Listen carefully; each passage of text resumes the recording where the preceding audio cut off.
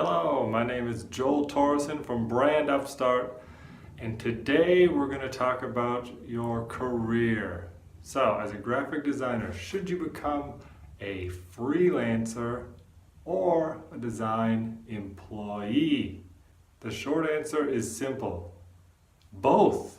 If you're just out of school, if you're asking this question, what should I be? Which direction should I go? What are the pros and cons of each? My advice, become an employee first.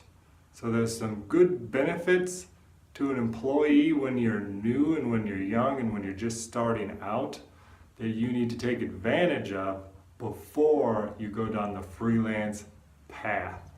So as an employee, the first benefit is that you're learning from experience. There's an art director that has way more years experience than you, or there's other employees that have been there 2-3 years.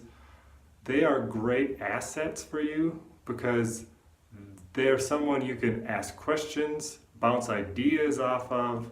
They'll tell you what's good, what's crap. This will take your designs to the next level just by being around people like that and producing work to a professional standard. You'll also be able to hone a skill. At a job, you're probably going to focus in on just one area. Either it's a web design shop, or it's a print shop like I've worked for, or greeting cards, or package design, whatever it is, you're going to focus in on one area and get really good on that. Something you didn't do in school, and it's really going to help figure out your process of how to take something from concept through to print production, and you can then apply that to other areas easily.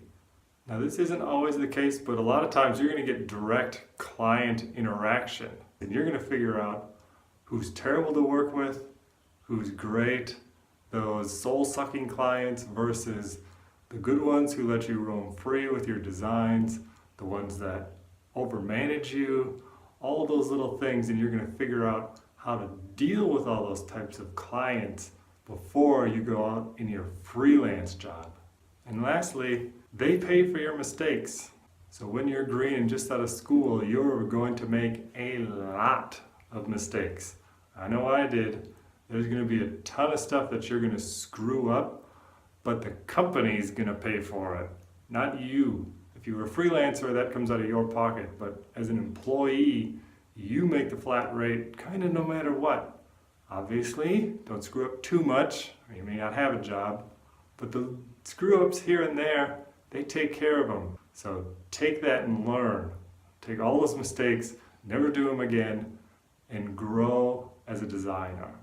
So just out of school, you're not gonna make a whole lot. My first design job, roughly it was, I feel, about $8.20 an hour.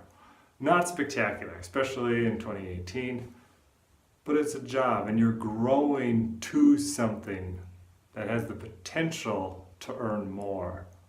Now, becoming a freelancer. So if you want to go that path, what you don't do is simply quit your job as a designer and become a freelancer overnight. It just simply does not work like that. What you need to do is start your freelance career while you're still working. In your job, you've studied the production of design, your creative process, how to create something. Great. Now you need to bookend that process with the beginning, that is sales and marketing, with the end, that is accounting and expenses.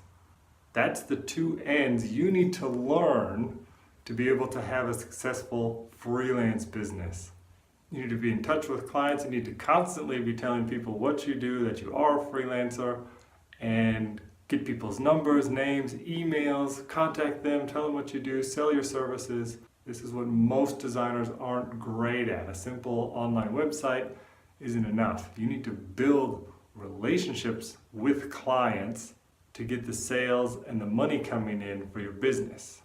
I'll say it again, do not quit your job and become a freelancer. You need to have money coming in and the whole process set up before you get started. And you need to have that running in the background with your job before you ever think of quitting. So the benefits of freelance, yes, it is the pay. You should be charging as a freelance solopreneur $40 to $100 an hour. But realize not every hour of the day is a billable hour, right? You're a whole business. You have to work on sales, production, and invoicing at the end. So out of an 8-hour day, maybe 6 are spent on design. The other hours are working on expenses, budgeting, sending invoices to people, making sure you're getting paid, chase up the people who haven't paid, send price quotes to people. All that extra stuff that you've never had to deal with as an employee now needs to take up your time as well, and it has to get fit in with your production. So to sum this all up, become an employee first. Just out of school, hone your skills. Figure out your creative process, learn from those that have been there before you, get better at production, get better at design, then move on to freelance, but transition into it while you're still working. Okay? I hope this was helpful. We'll see you guys in the next one.